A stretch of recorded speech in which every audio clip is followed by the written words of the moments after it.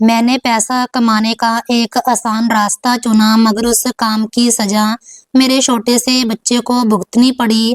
नमस्कार दोस्तों, स्वागत है आपका आज की नई कहानी में। मैंने पहली बार चोरी की। मेरा दिल कांप रहा था पर मेरे पास कमाई का कोई जरिया भी नहीं था। फिर धीरे धीरे मुझे चोरी करने की आदत हो गई। मेरी पत्नी कहती लोगों की बददुआ लगेगी, ये पाप का काम मत करो, पर मैं उसे झिड़क देता क्योंकि मेरे पास ऐसा ही पैसा था। एक दिन मैंने एक अमीर आदमी का पर्स चुरा लिया।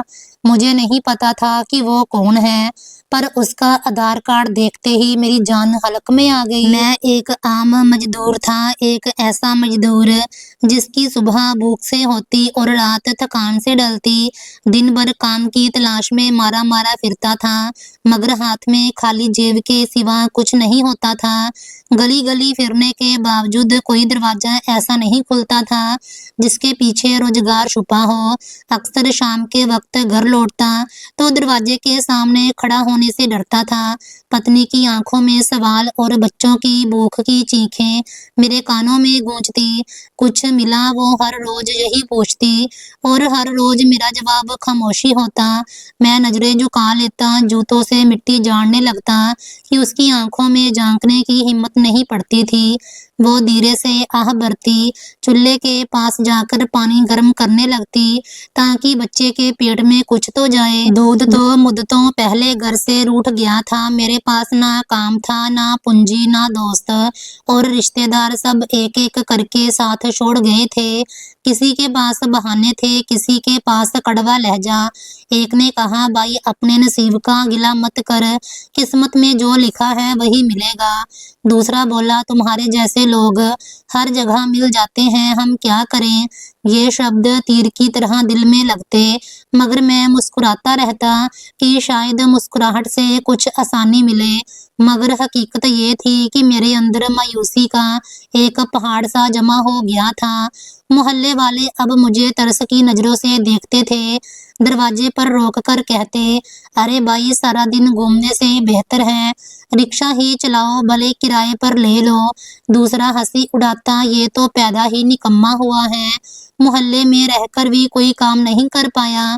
ये ताने मेरे कानों में शोर मचाते। कभी दिल चाहता कि सबको चीख कर कहूँ कि मैं कोशिश कर रहा हूँ, बस किस्मत साथ नहीं दे रही, मगर शब्द गले में अटक जाते। रात को पत्नी अक्सर आंसू बहाकर सो जाती। एक रात उसने कहा, काश हमारे बच्चे की किस्मत अच्छी होती, वो भी दूसरे बच्चों की तरह स्कूल जाता, किताबें पढ़ता, हंसता खेलता, मगर देखो सब भूख ने कमजोर कर दिया है। उसके शब्दों ने मेरे अंदर एक खालीपन भर दिया। मैंने उसके सिर पर हाथ रखा और कहा, मैं कुछ ना कुछ कर लूंगा, बस दुआ करो। लेकिन हकीकत ये थी कि मेरे पास कोई रास्ता नहीं था। दिन गुजरते गए, हर सुबह नए हौसले के साथ निकलता, मगर शाम को टूटा हुआ शरीर और बिखरा हुआ दिल लेकर वापस आता। चेहरे पर धूल और आंखों में हार होती। कभी किसी फैक्ट्री के बाहर खड़ा होता तो चौकीदार कहता, लोगों की लाइन लगी है, अभी तुम्हारी बारी नहीं आई। कभी किसी दुकान पर गया तो मालिक ने कहा, अनुभव है क्या, और जब मैंने मना में सिर हिलाया तो उसने दरवाजा दिखा दिया। ऐसे ही एक दिन जब सूरज ढल रहा था, मैं थकान से चूर घर की तरफ चल रहा था। मोहल्ले की गलियों में बच्चे खेल रहे थे, उनकी हंसी मुझे चुभती। मेरा अपना बच्चा बीमार कोने में बैठा पत्थर से खेल रहा था। उसकी आंखों में इच्छा थी जैसे वो दूसरे बच्चों की खुशी को तरस रहा हो। मैंने नजरें चुरा ली। पत्नी ने दरवाजा खोला तो उसकी आंखों में फिर वही सवाल था। मैंने सिर झुका लिया, कब तक ऐसे चलेगा। उसने थके हुए लहजे में कहा, क्या तुम्हें लगता है कि किस्मत खुद बदल जाएगी। मैंने कोई जवाब नहीं दिया, मेरी खामोशी ही सब कुछ कह गई। वो आगे बढ़ी और बोली, सुनो, मैं तुम पर इल्जाम नहीं लगा रही, बस कह रही हूँ कि कुछ सोचो, कुछ भी, वरना ये बच्चा भूख से मर जाएगा और हम देखते रह जाएंगे। रात को मैं छत पर जाकर बैठ गया। आसमान पर तारे चमक रहे थे, मगर मेरे अंदर अंधेरा ही अंधेरा था। सोच रहा था कि आखिर क्या करूं, कहाँ जाऊं, किससे मदद मांगूं। एक पल को दिल चाहा कि हाथ फैला दूं, मगर स्वाभिमान ने रोक दिया। दिल कहता मांगने से मर जाना बेहतर है, मगर बच्चे का मासूम चेहरा बार बार आंखों के सामने आ जाता। अगले दिन फिर वही रोज, हर जगह धक्के खाए, बाजार में घूमता रहा कि शायद कहीं मजदूरी मिल जाए, मगर किस्मत मेरा मजाक उड़ा रही थी। धूप तेज थी, प्यास से होंठ सूख गए थे। मैं एक छांव वाले कोने में जाकर बैठ गया। लोग आ जा रहे थे, मेरे पास ना कोई देख रहा था, ना किसी को मेरी फिक्र थी, बस सब अपने कामों में लगे थे। इसी वक्त एक आदमी जल्दी में मेरी तरफ से गुजरा। उसके कपड़ों से लगता था कि मामूली सा नौकर है। उसकी जेब से कुछ झांक रहा था। मेरी आंखें रुक गई और वो एक पर्स था जो ढीला सा निकला हुआ था। एक पल को मेरा दिल धड़का, हाथ कांपने लगे। अंदर से एक आवाज आई, ये तुम क्या सोच रहे हो, ये चोरी है, पाप है। मगर साथ ही दूसरी आवाज गूंजी, अगर ये पर्स तुम्हारे हाथ आ गया तो तुम्हारे बच्चे को दूध मिलेगा, तुम्हारी पत्नी के आंसू थम जाएंगे, ये मौका दोबारा नहीं मिलेगा। मैंने सिर को झटका, आंखें बंद की, दिल की धड़कन तेज हो गई, पसीना माथे पर बहने लगा। वो आदमी आगे बढ़ गया, मेरा हाथ खुद ब खुद हरकत में आया, जैसे समय रुक सा गया। अगले ही पल पर्स मेरे हाथ में था। मैंने चारों तरफ देखा, कोई नहीं जानता था कि अभी क्या हुआ। मेरे कानों में सिर्फ अपने दिल की धड़कन सुनाई दे रही थी। ऐसा लग रहा था जैसे सब जान गए हों, जैसे सबकी नजरें मुझ पर हों। मैंने तेजी से पर्स जेब में डाल लिया और वहां से निकल आया। घर पहुंचते ही दरवाजा बंद किया और पर्स खोला। अंदर नोट देखकर मेरी आंखें फटी की फटी रह गई। रुपए 10,000। मैंने कभी एक साथ इतने पैसे नहीं देखे थे। हाथ कांपने लगे, दिल चाहता था कि चीख कर हंसूं, मगर साथ ही डर ने जकड़ लिया। ये पैसे सही नहीं थे, लेकिन भूख ने मेरे ईमान को चुप करवा दिया। पत्नी ने मुझे देखा तो पूछा, कहाँ से लाए हो ये सब? मैंने झूठ बोला, एक दिन की मजदूरी है। मालिक ने तरस खाकर ज्यादा दे दिए। वो हैरान हुई मगर खामोश रही। उसने जल्दी से दूध मंगवाया और बच्चे को पिलाया। बच्चे के चेहरे पर सुकून आया तो मेरा दिल भी नरम पड़ गया, मगर अंदर ही अंदर एक तूफान था। मैं जानता था कि मैंने पहली बार एक ऐसा दरवाजा खोल दिया है, यहाँ से लौटना आसान नहीं होगा। वो रात मैंने करवटें बदलते हुए गुजारी थी, कभी नोटों को देखता, कभी बच्चे के चेहरे को, और दिल कहता ये तो शुरुआत है, अगर एक बार ये हुआ तो दोबारा क्यों नहीं हो सकता। वो पल था जब अंधेरे ने मेरी जिंदगी को निगलने का फैसला कर लिया और मैं खामोशी से उसके कदमों में झुक गया। चंद दिनों तक वो रुपए 10,000 हमारे काम आए, लेकिन जैसे ही खत्म हुए तो पुरानी भूख फिर मुंह फाड़कर सामने खड़ी हो गई। मैं जानता था कि अब वापस पहले जैसी गरीबी बर्दाश्त करना मुमकिन नहीं। अब मेरे अंदर एक नया रास्ता जाग गया, वो रास्ता जिस पर मैं कदम रख चुका था और जिससे पलटना मुश्किल था। बाजार की भीड़ में कदम रखते ही मेरा दिल अब डरने की बजाय तैयार रहता। जहाँ भीड़ देखता वहाँ खुद ब खुद हाथ बढ़ने लगता। शुरू में कांपता था, एक दो बार हाथ लग गए, लेकिन धीरे धीरे ये कांपना खत्म हो गया। अब मैं लोगों के बीच विश्वास के साथ चलता। एक पल की लापरवाही देखकर पर्स निकाल कर भीड़ के शोर में गुम हो जाता। कुछ ही देर में पैसे मेरे कब्जे में होते। एक दिन ठेले वाले के करीब खड़ा था। वो अमीर आदमी आपस में बातों में लगे थे। इनमें से एक की जेब से पर्स दिखाई दे रहा था। मैंने धीरे से हाथ बढ़ाया और पल भर में मेरे हाथ में जब मैंने पर्स खोला तो इसमें रुपए 2,000 और कुछ रसीदें थी। रसीदें फेंक कर मैंने नोट जेब में डाल दिए। इसी दिन शाम को मैंने पत्नी को मांस लाकर दिया। उसने हैरानी से पूछा, पैसे कहाँ से लाए?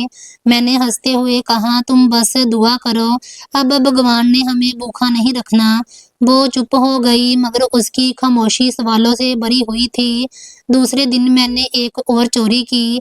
इस बार एक आदमी बस में चढ़ रहा था। मैंने भीड़ का फायदा उठाकर पर्स निकाला। इसमें रुपए 5,000 निकले। मैंने नोट देखकर पर्स बस की सीट के नीचे फेंक दिया ताकि शक मुझ पर ना आए। पैसे मैं जेब में डालकर अगले स्टॉप पर उतर गया। ये सब इतनी आसानी से हो रहा था कि मुझे हैरानी होने लगी। अब हर कामयाब चोरी के बाद दिल में एक नई लत बढ़ती। ये लत नशे की तरह थी।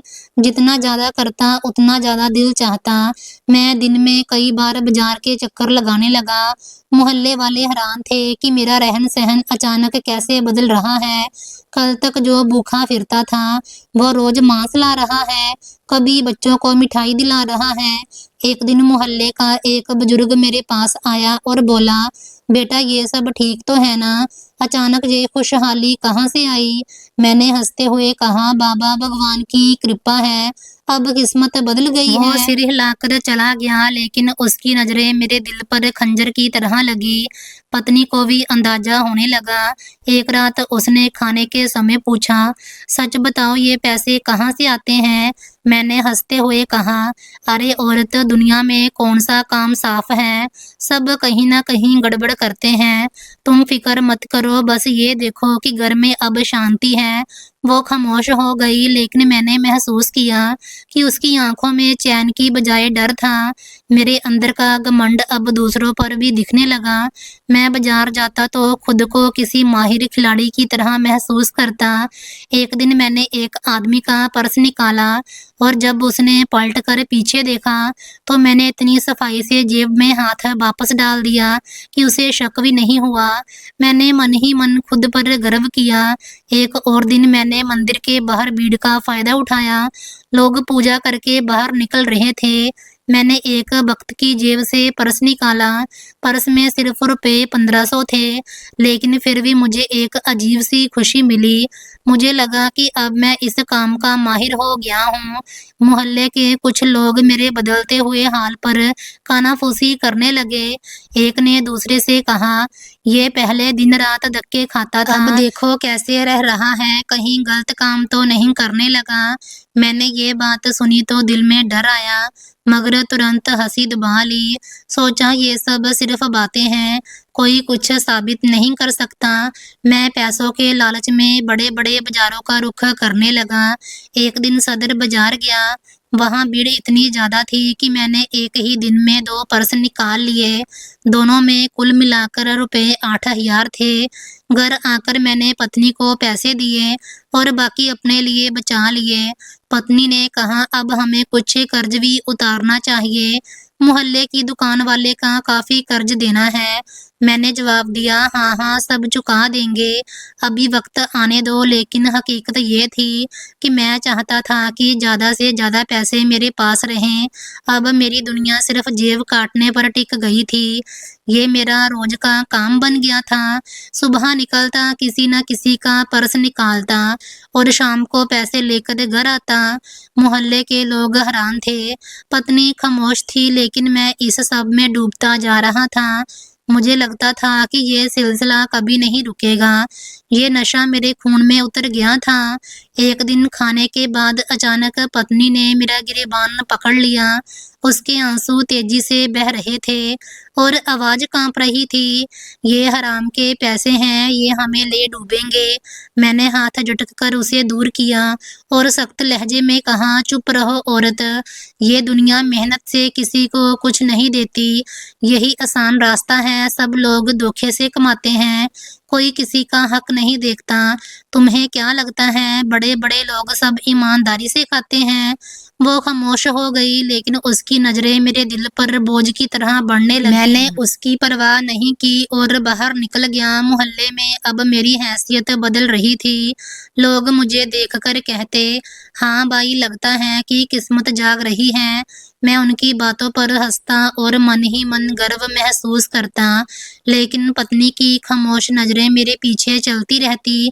उसकी खामोशी में डर और सवाल छुपे होते थे।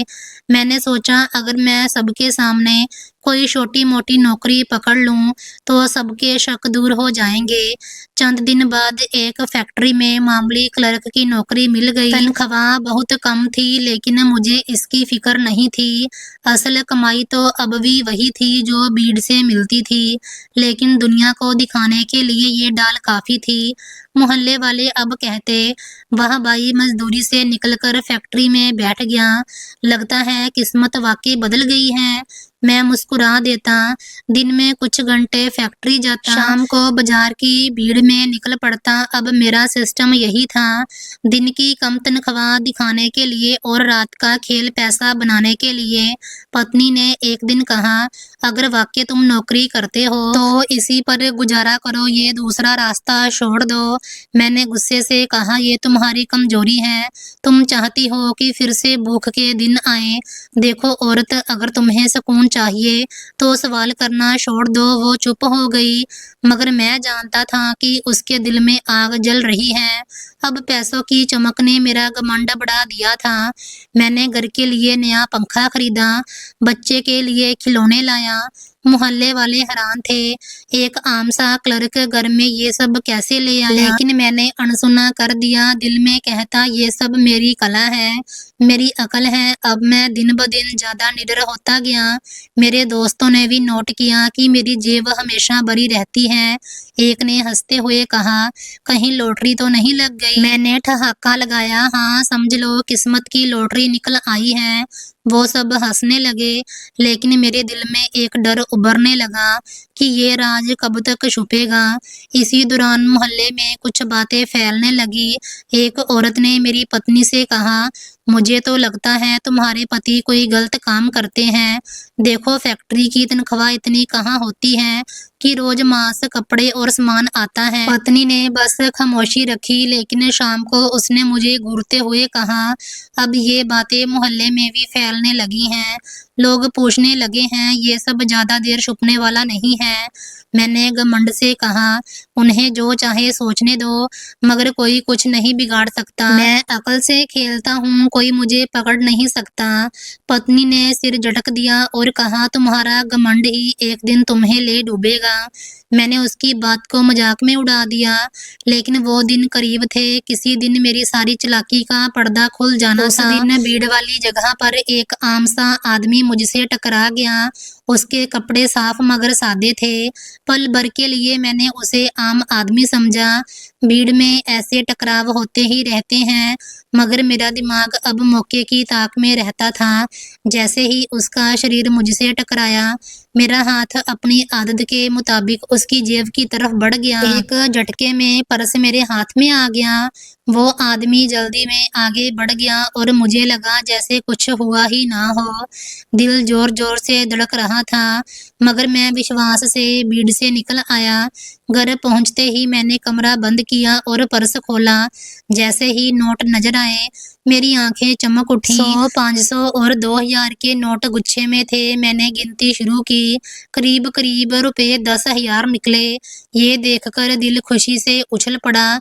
मैंने सोचा कि अब तो कई दिन मजे में गुजरेंगे, लेकिन अगले ही पल जैसे बिजली गिरी। पर्स में एक पहचान पत्र भी था। मैंने कार्ड उठाकर देखा तो मेरे पसीने छूट गए। वो कोई आम आदमी नहीं था, बल्कि हमारे ही इलाके का पुलिस ऑफिसर था। कार्ड पर उसकी तस्वीर और पता दर्ज था। मेरे हाथ कांपने लगे। दिल चाहता था कि पर्स वही जमीन पर फेंक दूं, लेकिन फिर पैसों का लालच हावी हो गया। मैंने नोट अलग कर दिए और कार्ड मेज पर रख दिया। पत्नी अंदर आई और बोली, क्या छुपा रहे हो? मैंने घबराकर कहा, कुछ नहीं, बस फैक्ट्री से थोड़ी तनख्वाह मिली है। वो करीब आई और मेज पर पड़ा हुआ कार्ड देख लिया। उसने कार्ड उठाया और पढ़ते हुए हैरान हो गई। ये तो पुलिस वाले का कार्ड है, ये तुम्हारे पास कैसे आया? मैंने गुस्से में कहा, ज्यादा सवाल मत करो, बस खामोश रहो। वो रोते हुए बोली, मैंने पहले ही कहा था ये रास्ता ठीक नहीं है। अब देख लो, पुलिस वाले का पर्स चुरा लाए हो, ये कोई मामूली बात नहीं है। मैंने कार्ड उसके हाथ से छीनकर दराज में डाल दिया और बोला, बस खामोश रहो, कुछ नहीं होगा। लेकिन हकीकत ये थी कि दिल अंदर से कांप रहा था। रात को जब बिस्तर पर लेटा तो नींद आंखों से गायब थी। बार बार वो कार्ड आंखों के सामने आ जाता। ऐसा लगता था जैसे वो तस्वीर मेरे दिमाग में घूम रही हो। अगले दिन फैक्ट्री गया तो दिल और भारी था। काम करने का मन नहीं चाहता था। साथियों ने पूछा, सब ठीक तो है? आज बड़े परेशान लग रहे हो। मैंने हंसते हुए कहा, कुछ नहीं, बस घर के मसले हैं। लेकिन अंदर से पसीने छूट रहे थे। हर बार जब फैक्ट्री के गेट पर पुलिस वाला गुजरता तो दिल कांप जाता। ऐसा लगता जैसे वो सब जानता हो। शाम को मैं घर लौटा। पत्नी फिर सवाल करने लगी, देखो अभी भी वक्त है, ये पर्स वापस कर दो, किसी तरीके से इसके घर पहुंचा दो, वरना अगर उसने पहचान लिया तो अंजाम बुरा होगा। मैंने जलाकर कहा, तुम बस डरपोक हो, कुछ नहीं होगा, पर्स फेंक दिया है, कोई दिक्कत नहीं, वो कभी नहीं जान पाएगा कि किसने चोरी की। पत्नी ने कहा, लेकिन भगवान सब देखता है, अगर वो पुलिस वाला ईमानदार निकला तो तुम्हें पता है ऐसे लोग आसानी से छोड़ते नहीं हैं। मैंने उसकी बात को मजाक में उड़ा दिया, लेकिन दिल के अंदर वो शब्द तीर की तरह लगे। अगली सुबह जैसे ही बाजार गया, मेरा दिल हर अजनबी चेहरे को शक की नज़र से देखने लगा, कहीं वही पुलिस वाला ना हो। मैंने आसपास के लोगों को गौर से देखना शुरू कर दिया। घूमना अब बोझ लगने लगा था। इसी दिन मैंने नोट जेब से निकाल कर गिने। रकम मेरे लिए बहुत बड़ी सुविधा थी। घर के लिए सामान खरीदा, बच्चों को नए कपड़े दिलाए, पत्नी के लिए कुछ गहने लाया। लेकिन खरीदारी के दौरान दिल बार बार चौंक जाता। मैं सोचता, अगर दुकानदार को पता चल गया कि ये पैसे कहाँ से आए हैं, अगर कोई पहचान गया। रात को फिर नींद नहीं आई। कार्ड दराज में बंद था, लेकिन लगता था वो दराज से निकलकर मुझे देख रहा हो। एक पल को सोचा कि कार्ड को जला दूं, मगर फिर दिल ने कहा, अगर अभी जरूरत पड़ गई तो। बस यही सोचकर मैंने उसे वहीं रहने दिया। चंद दिनों में मोहल्ले में खबर फैल गई कि पुलिस ऑफिसर का पर्स कहीं गुम हो गया है। एक दिन मोहल्ले के चौराहे पर लोग बातें कर रहे थे, सुना है अफसर के पर्स में दवाइयों के पैसे थे, उसका बच्चा बीमार है, बड़ी मुश्किल से वो पैसे जमा किए थे। मैंने जब ये सुना तो दिल कांप गया, पसीना बहने लगा। सोचा, क्या वाकई उसके बच्चे की जान इन्हीं पैसों पर टिकी है? घर आकर पत्नी को बताया तो वो सिर पकड़कर चिल्लाई, ये पैसे मौत के हैं, दूसरों के बच्चों की दवाई तुम चुरा लाए हो, अगर इस बच्चे को कुछ हो गया तो। मैंने गुस्से में उसे धक्का दिया और कहा, बस चुप रहो, ये सब इत्तेफाक है, मुझे बद्दुआ मत दो। लेकिन मेरे अपने शब्द मेरे कानों में गूंजने लगे। अगले दिन जब मैं फैक्ट्री पहुंचा तो अंदर जाने से पहले दिल कांप रहा था। ऐसा लग रहा था जैसे गेट पर खड़े चौकीदार मेरी जेब में झांक लेंगे और फौरन पकड़ लेंगे। मैंने चेहरे पर जबरदस्ती मुस्कुराहट सजा ली और काम की जगह पर बैठ गया। हर आता जाता आदमी मुझे शक की नज़र से देखता महसूस हो रहा था। किसी के पैरों की आवाज़ सुनाई देती तो लगता अभी मेरे कंधे पर हाथ रख दिया जाएगा। पर्स वाले नोट जेब में थे, मगर वो अब खजाने की बजाय बोझ लगने लगे थे। साथी ने काम के दौरान पूछा, क्या बात है, आज बड़े उदास लग रहे हो? मैंने हंसते हुए कहा, कुछ नहीं यार, बस रात को नींद नहीं आई। वो संतुष्ट हो गया, लेकिन मेरे दिल की घबराहट कम ना हुई।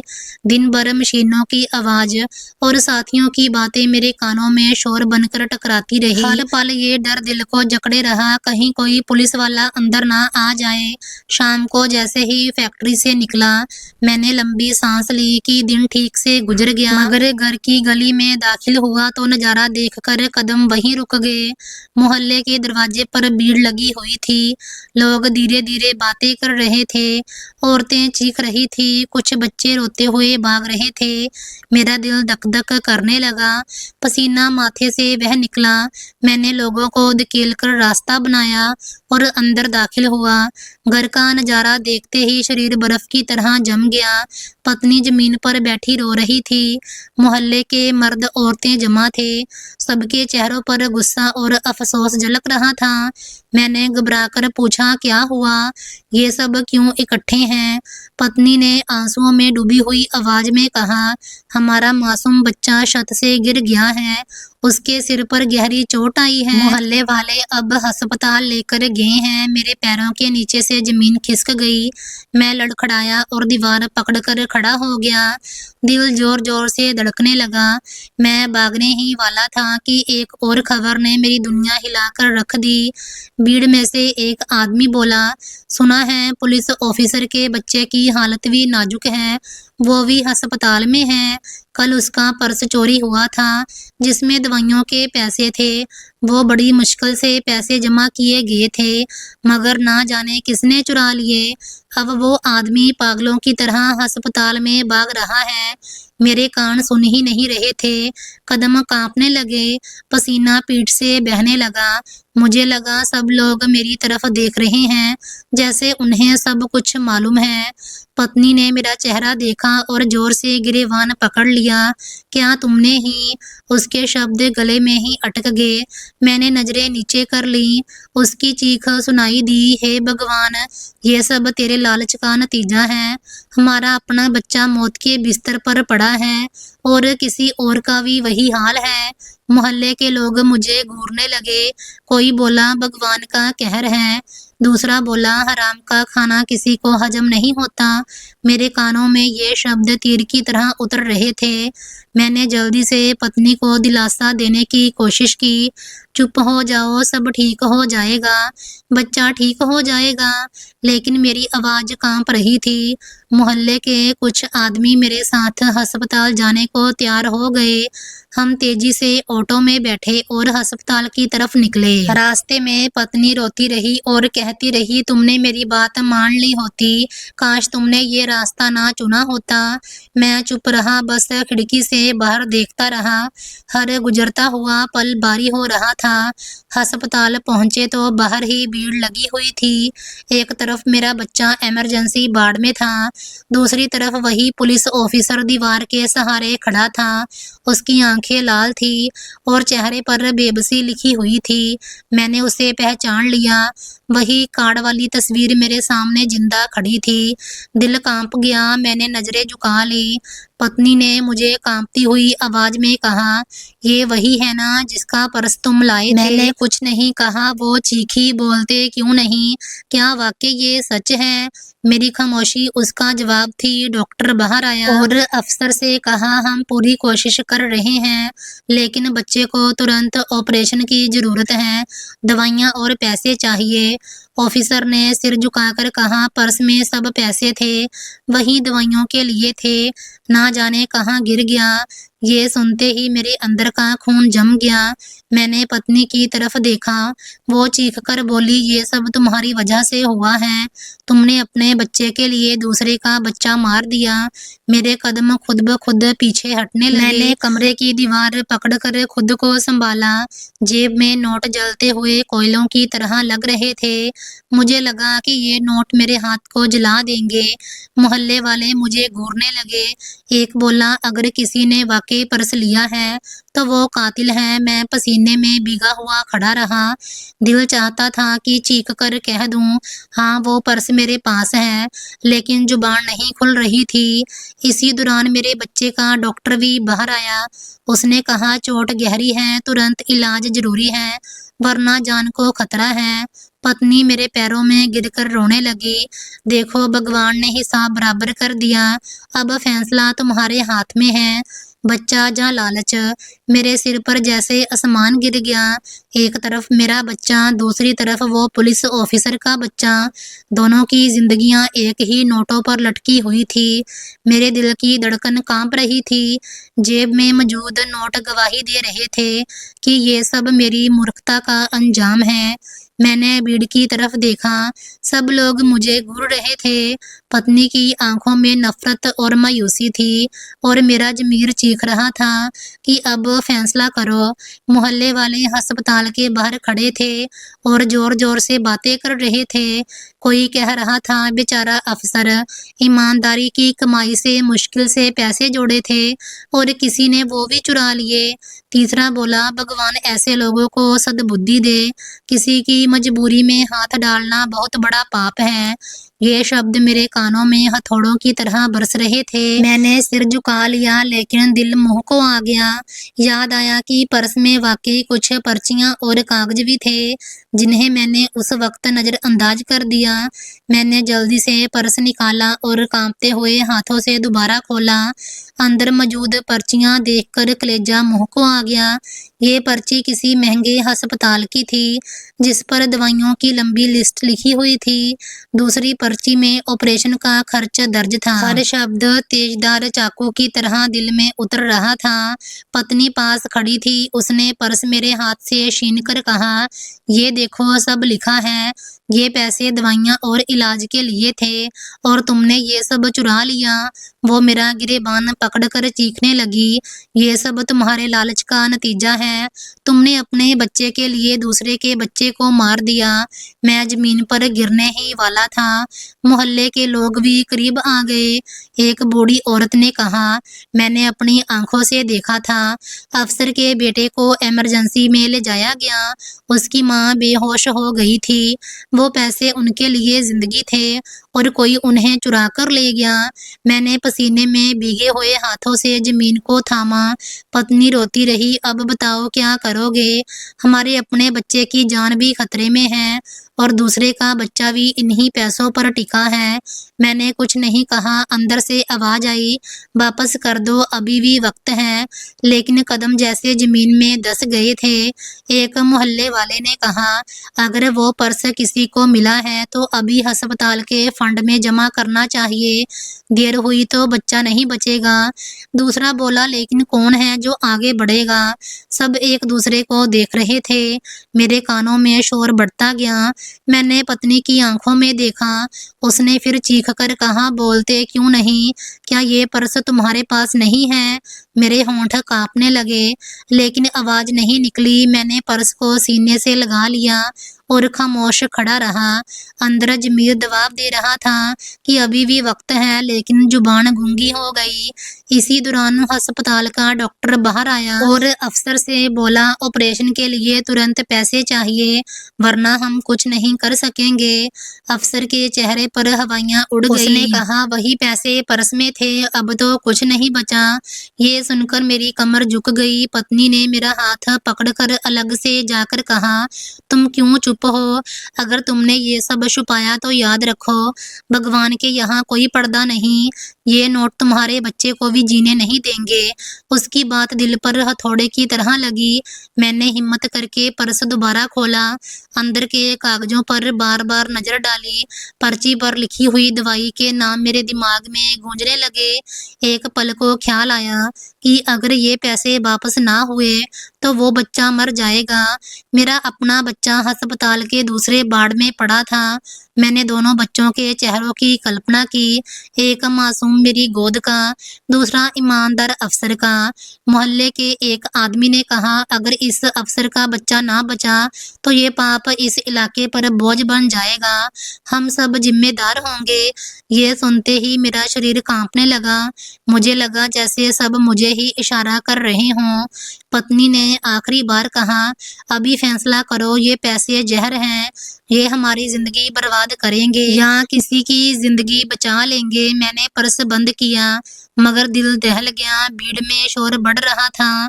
डॉक्टर बार बार बाहर आकर कह रहे थे, वक्त कम है, ऑपरेशन के बिना बच्चा नहीं बचेगा। पुलिस ऑफिसर के आंसू बह रहे थे। मैं सिर पकड़कर बैठ गया। मैंने इस नज़ारे को देखा और दिल में एक तूफान उठ गया। मैं पीछे हटते हटते कॉरिडोर के कोने में जा बैठा। पर्स हाथों में कांप रहा था। मेरी आंखों के सामने बार बार वो दोनों बच्चे आ रहे थे। मेरा दिल चाह रहा था कि चीख कर सबके सामने मार लूं, लेकिन डर गले में कांटा बनकर अटका हुआ था। कुछ पल बाद मेरे बच्चे का भी डॉक्टर बाहर आया और कहा, आपके बच्चे की हालत नाजुक है, तुरंत दवाइयां लानी होंगी, वरना हम कुछ नहीं कर पाएंगे। ये सुनते ही पत्नी ने मेरा गिरेबान पकड़कर कहा, अब भी नहीं समझोगे? दोनों बच्चे मौत के मुंह पर हैं और तुम इन नोटों को जेब में छुपाए फिर रहे हो।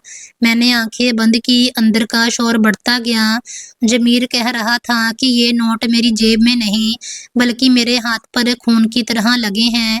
मैंने भी पसीने में भीगे हाथों से पर्स उठाया और मन ही मन सोचा कि शायद ये पल मेरी जिंदगी का सबसे बड़ा इम्तिहान है। मेरे आंसू बेकाबू हो गए। पर्स मेरे हाथ से छूटकर फर्श पर गिर गया। कागज और नोट चारों तरफ बिखर गए। दिल चाहता था जमीन फटे और मैं इसमें दफन हो जाऊं। पत्नी ने रोते हुए मेरा हाथ पकड़ा और चीखी, अब भी वक्त है, जाकर वापस कर दो, वरना ये बद्दुआ तुम्हें और हमारे बच्चे को ले डूबेगी। मैंने पर्स के नोट समेटे और कांपते हुए कदमों से अस्पताल के कॉरिडोर में दौड़ने लगा। दिल की धड़कन इतनी तेज थी कि सांस लेना मुश्किल हो गया। कमरा ढूंढते ढूंढते मैं एक बाड़ के सामने पहुंचा। अंदर वही पुलिस ऑफिसर खड़ा था। उसके चेहरे पर थकान, डर और उम्मीद मिली-जुली नजर आ रही थी। आंखों के नीचे काले घेरे और नींद ना आने की लकीरें साफ दिख रही थी। डॉक्टर उससे कह रहा था, हमें तुरंत पैसों की जरूरत है, ऑपरेशन में देर हुई तो बच्चा नहीं बचेगा। अफसर ने सिर झुका लिया, उसके हाथ खाली थे। मेरी टांगे कांप रही थी। मैं अंदर दाखिल हुआ तो सबकी नजरें मुझ पर टिक गई। पसीने से लथपथ मैंने कांपती हुई आवाज में कहा, यही वो पर्स है, मुझसे बहुत बड़ी गलती हुई, माफ कर दीजिए। कमरे में खामोशी छा गई। अफसर ने चौंक कर मेरी तरफ देखा। उसकी नजरें बिजली की तरह गिरी। एक पल को लगा वो अभी मुझे कॉलर से पकड़कर पुलिस के हवाले कर देगा, मगर जैसे ही उसने पर्स उठाया और अंदर मौजूद कागज और नोट देखे, उसकी आंखें भर आई। उसने सिर झुकाकर लंबी सांस ली और बोला, अगर मेरा बच्चा बच गया तो मेरी तरफ से माफी मिल जाएगी, लेकिन याद रखो, दूसरों की जान के पैसे चुराना सिर्फ पाप नहीं बल्कि किसी की जिंदगी छीनने के बराबर है। मैं खामोश खड़ा था, जैसे शब्दों ने मेरा साथ छोड़ दिया हो। डॉक्टर ने फौरन पर्स से पैसे लिए और दौड़ते हुए बाहर गया ताकि ऑपरेशन के लिए सामान खरीदा जा सके। कमरे में बस हम दोनों रह गए। अफसर ने मेरी तरफ देखा और कहा, मैंने हमेशा ईमानदारी को अपना सहारा बनाया, दिन रात मेहनत की, रिश्वत नहीं ली, कभी किसी के हक पर डाका नहीं डाला, लेकिन तुम जैसे लोगों ने मेरा विश्वास तोड़ दिया। मुझे लगा दुनिया में शायद अच्छाई बाकी नहीं रही। उसकी आवाज भारी हो गई। मैंने आंसू पोंछते हुए कहा, मैं मजबूर था, भूख ने आंखें अंधी कर दी थी, लेकिन मैंने कभी नहीं सोचा था कि किसी की जिंदगी मेरे हाथों खतरे में पड़ जाएगी। अफसर ने कड़वी मुस्कान के साथ कहा, मजबूरी गुनाह का बहाना नहीं बनती। हर आदमी अपनी भूख का इलाज ढूंढता है, लेकिन अगर इलाज दूसरों की जिंदगी छीनने में हो तो वो भूख नहीं, लालच कहलाती है। पत्नी भी कमरे में दाखिल हो गई। वो रो रही थी और मेरा गिरेबान पकड़कर बोली, अब तुम्हें पता चलेगा कि तुमने क्या किया है। मैंने कहा था ये पैसे जहर हैं, लेकिन तुमने मेरी बात नहीं मानी। देखो अब तुम्हें इसी के सामने हाथ जोड़ने पड़ रहे हैं। मैंने नजरें झुका ली। दिल चाहता था कि वक्त को वापस मोड़ सकूं, लेकिन वक्त कभी नहीं मुड़ता। कुछ देर बाद डॉक्टर वापस आया और बोला, हमने ऑपरेशन शुरू कर दिया है, प्रार्थना करें सब ठीक हो जाए। पुलिस अफसर ने आंखें बंद करके हाथ उठा दिए। हे भगवान, मेरे बच्चे को जिंदगी दे। मैं भी हाथ उठा बैठा। पत्नी भी रोते हुए प्रार्थना करने लगी। इंतजार का समय गुजरने का नाम नहीं ले रहा था। हर पल घंटे की तरह लग रहा था। कॉरिडोर में लोग आ जा रहे थे। कोई मेरे करीब आकर धीरे से कहता, यही वो आदमी है ना जिसने पर्स चुराया। मैं उनकी बातें सुनकर पसीने में डूब जाता। अफसर एक कुर्सी पर बैठ गया। उसने मेरी तरफ देखकर कहा, मैं तुम्हें गिरफ्तार कर सकता हूँ। कानून के हिसाब से तुम्हारा गुनाह माफ करने लायक नहीं है, लेकिन अगर मेरा बच्चा बच गया तो मैं तुम्हें एक मौका दूंगा। ये जिंदगी का मौका होगा, वरना समझ लो सब खत्म। उसके शब्द मेरे दिल में जेल बन गए। मैंने धीमी आवाज में कहा, मैं वादा करता हूँ अब कभी ये रास्ता नहीं चुनूंगा। ये पैसे मेरे लिए जंजीर बन गए हैं। मैं जान गया हूँ कि गलत कमाई सिर्फ बर्बादी लाती है। पत्नी ने आंखों में आंसू लिए कहा, काश ये सबक पहले सीख लेते। लेकिन अभी भी देर नहीं हुई। कुछ घंटों के बाद डॉक्टर दोबारा आया। उसने कहा, ऑपरेशन पूरा हो गया है। बच्चा अभी भी कमजोर है मगर खतरे से बाहर है। ये सुनते ही कमरे में सुकून की लहर दौड़ गई। पुलिस अफसर की आंखों में आंसू बह निकले। वो सीधा खड़ा हुआ और पर्स मेरे हाथ में वापस रखकर बोला, अब ये पैसे मेरे किसी काम के नहीं हैं। असली दौलत वो पल है जब मेरा बेटा फिर से सांस ले रहा होगा। मैंने कांपते हुए हाथ जोड़कर कहा, मेरी गलती माफ कर दीजिए। अफसर ने कहा, भगवान से माफी मांगो। मेरा दिल चाहता है कि तुम्हें जेल भेज दूं, लेकिन मेरा बेटा मेरे लिए सब कुछ है। अगर वो बच गया तो समझो तुम्हें भी एक मौका मिलेगा। लेकिन याद रखो, अगली बार अगर मैंने तुम्हें ऐसे किसी काम में देखा तो ना भगवान छोड़ेगा और ना मैंने सिर झुकाकर कहा, मैं वादा करता हूँ कि अब मेरी जिंदगी का रुख बदल जाएगा। पत्नी ने मेरा हाथ थामा। उसकी आंखों में पहली बार सुकून की हल्की सी झलक नजर आई। मैंने मन ही मन सोचा कि ये पल शायद मेरी जिंदगी की नई शुरुआत है। डॉक्टरों ने इलाज शुरू किया। पर्स के पैसों से दवाइयां आईं और ऑपरेशन के कमरे के दरवाजे के बाहर एक अजीब सी बेचैनी थी। अस्पताल का माहौल वैसे भी भारी होता है, लेकिन उस रात तो जैसे दीवारें भी सांस रोक कर खड़ी थी। मैं बाहर बेंच पर बैठा था। पत्नी एक कोने में रोती रही। मोहल्ले के कुछ लोग भी आकर हमारे साथ बैठ गए। कोई दिलासा देता, कोई बस खामोशी से सिर झुकाए बैठा था। मैं अपनी आंखों से आंसू साफ करता रहा। दिल ही दिल में बार बार यही प्रार्थना करता रहा कि भगवान इन बच्चों को बचा ले। कॉरिडोर में चलने वाले हर कदम की आवाज मुझे चौंका देती। जब कोई नर्स या डॉक्टर गुजरता मेरा दिल डूबने लगता। कभी लगता अभी आकर कह देंगे कि सब खत्म हो गया। रात बहुत भारी गुजरी। पत्नी ने कई बार कहा, ये सब तुम्हारी हरकतों की सजा है, अब भगवान ही रहम करे। मैं खामोश रहा। शब्द जैसे जुबान से गायब हो गए थे। अगली सुबह डॉक्टर बाहर आया। हम सब खड़े हो गए। उसने मुस्कुराकर कहा, अब घबराने की जरूरत नहीं है, बच्चा खतरे से बाहर है। ये सुनते ही कमरे में सुकून की लहर दौड़ गई।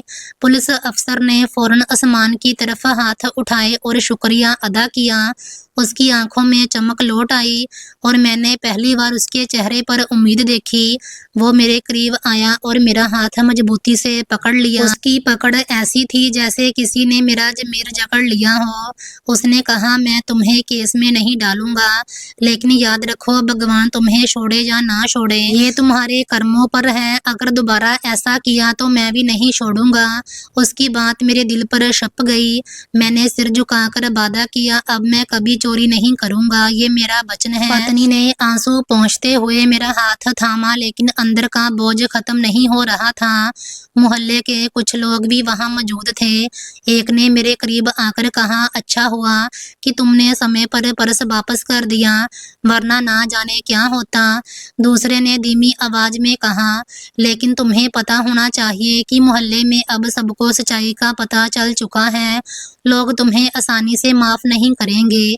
मैंने नजरें झुका ली। जानता था ये दाग आसानी से नहीं मिटेगा।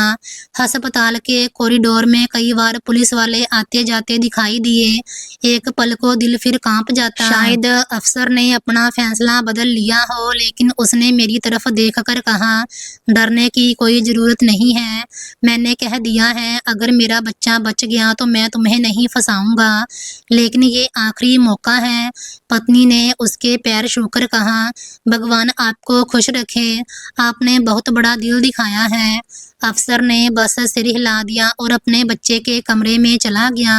मोहल्ले के लोग जब वापस जाने लगे तो रास्ते में मुझे देखकर धीरे धीरे बातें करते रहे। एक ने कहा, गलत का पैसा हमेशा ये दिन जरूर दिखाता है। दूसरे ने कहा, अब देखना पड़ेगा ये वाकई सुधरता है या नहीं। ये सब सुनकर मेरा दिल और भारी हो गया।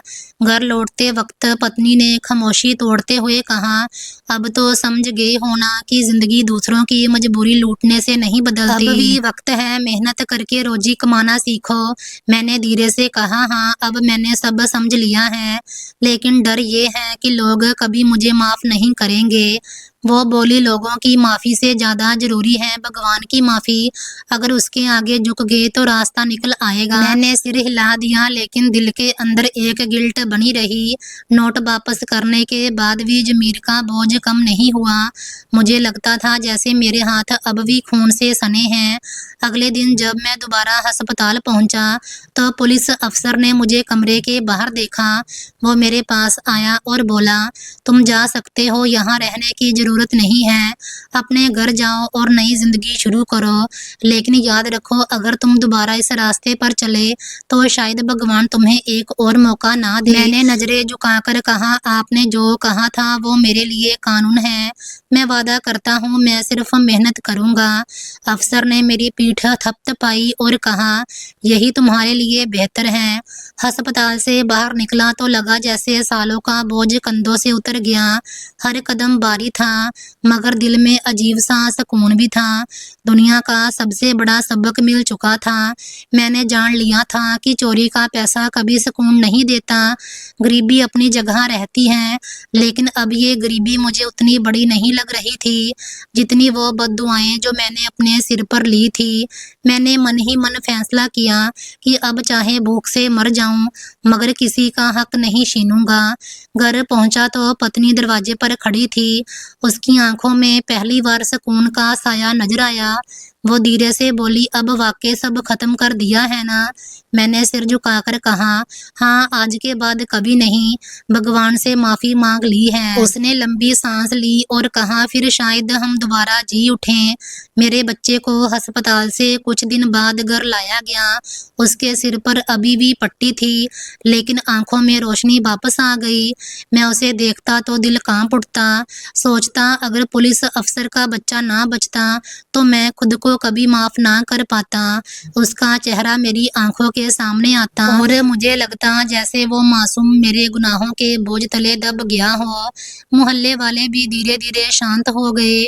शुरू में वो मुझे घूरते, कानाफूसी करते, लेकिन समय के साथ उनका रवैया नरम पड़ गया। एक दिन एक बुजुर्ग मेरे पास आया और बोला, बेटा, इंसान गलती करता है, लेकिन असली इंसान वो है जो गलती से सबक सीखे। बस अब अपना रास्ता सीधा रखना। मेरा सिर झुक गया। मैंने कहा, जी बाबा जी, अब ये जिंदगी मेहनत की होगी। नौकरी पर वापस गया तो वहाँ भी लोग मुझे शक भरी नजरों से देखते। एक साथी ने मजाक उड़ाते हुए कहा, अब माल पानी नहीं मिल रहा क्या? मैंने सख्त लहजे में कहा, वो सब खत्म हो गया, अब सिर्फ ईमानदारी की कमाई करूंगा। वो हंसा और चला गया, लेकिन मुझे मालूम था कि मेरे शब्द मेरा इम्तिहान है। कुछ दिन बाद जब फैक्ट्री का मालिक आया तो मैंने खुद उनके सामने कहा, मुझे ज़्यादा समय काम करने दीजिए, मैं दिन रात मेहनत करना चाहता हूँ। मालिक ने पूछा, तुम्हें क्या हो गया? कल तक बहाने बनाते थे, आज इतनी मेहनत का शौक कैसे जागा? मैंने कहा, बस समझ लो किस्मत जाग गई है, अब समय बर्बाद नहीं करना चाहता। उसने मुस्कुराकर कहा, ठीक है, जो चाहो करो। मैं सुबह जल्दी निकलने लगा और रात को देर से वापस आता। दिन भर का पसीना जब शरीर पर बहता तो मुझे सुकून मिलता। पत्नी खाना सामने रखती और कहती, यही असली कमाई है, चाहे कम हो लेकिन इसमें बरकत जरूर है। मैं खामोशी से खाना खाता और दिल में शुक्रिया अदा करता। एक दिन बाजार में गुजरते हुए वही भीड़ देखी जो कभी मेरा मैदान हुआ करती थी। कई पर्स मेरे करीब से लटक रहे थे। कई लोग लापरवाही से जेबें खुली छोड़ रहे थे। दिल पल भर को पुरानी आदत की तरफ मुड़ा, लेकिन फौरन बच्चे का चेहरा और पुलिस अफसर के वो शब्द याद आए। मैंने आंखें बंद की और सिर झटक कर आगे बढ़ गया। मन ही मन कहा, ये दरवाजा हमेशा के लिए बंद हो गया। पत्नी को भी अब मुझ पर भरोसा होने लगा था। एक रात उसने कहा, अब मेरा दिल शांत है कि हमारे घर में गलत पैसा नहीं आ रहा। चाहे हम कम खाएं, लेकिन सुकून की नींद सोएंगे। मैंने उसकी तरफ देखा और पहली बार उसकी मुस्कान में सुकून पाया। कुछ हफ्ते बाद पुलिस अफसर से दोबारा सामना हुआ। वो मोहल्ले में आया तो सब लोग उसके सम्मान में खड़े हो गए। मैं डरते डरते उसके करीब गया। उसने मेरी तरफ देखा और बोला, कैसा है? अब जिंदगी सीधी चल रही है ना? मैंने झुककर कहा, जिस तरह आपने कहा था सब छोड़ दिया है। वो बोला, याद रखो, जिंदगी दूसरों का हक छीनने से नहीं बनती। अगर तुमने अपना वादा निभाया तो एक दिन तुम्हें भी इज्जत मिलेगी। मैंने दिल से उसके शब्द सुन लिए। वो पल मेरे लिए नसीहत से ज्यादा वादे की तस्दीक था। अब जिंदगी मुश्किल जरूर थी लेकिन दिल हल्का हो गया। मैंने हाथ उठाकर भगवान से माफी मांगी और दिल से दुआ की, हे भगवान, मुझे सीधे रास्ते पर रखना। अब दोबारा पाप के दरवाजे की तरफ मत ले जाना। समय गुजरता गया। कभी कभी गरीबी फिर दरवाजे पर दस्तक देती है, कभी भूख आंखों के सामने अंधेरा लाती है, लेकिन अब मेरे अंदर एक मजबूती आ गई है। मैंने चोरी की लत को दिल से निकाल फेंका था। ये सुकून किसी दौलत से बढ़कर था। एक दिन मेरा बच्चा खेलते खेलते मेरे पास आया और बोला, पापा, मैं बड़ा होकर पुलिस वाला बनूंगा। मैं चौंक गया, फिर मुस्कुराकर कहा, हाँ बेटा, बनना, लेकिन याद रखना, ईमानदारी ही असली ताकत है। उसकी मासूम मुस्कान से मेरे दिल पर जैसे मरहम लग गया। मैंने पत्नी की तरफ देखा, वो चुपचाप सब सुन रही थी। उसकी आंखों में भी रोशनी थी, वो रोशनी जो सालों बाद हमारे घर वापस आई थी। मैंने दिल ही दिल में कहा, यही असली जीत है, यही सुकून ही सबसे बड़ी दौलत है। दोस्तों, ये थी आज की कहानी। अगर आपको ये कहानी अच्छी लगी हो तो वीडियो को लाइक, शेयर और चैनल को सब्सक्राइब जरूर करें। मिलते हैं कल एक नई कहानी के साथ।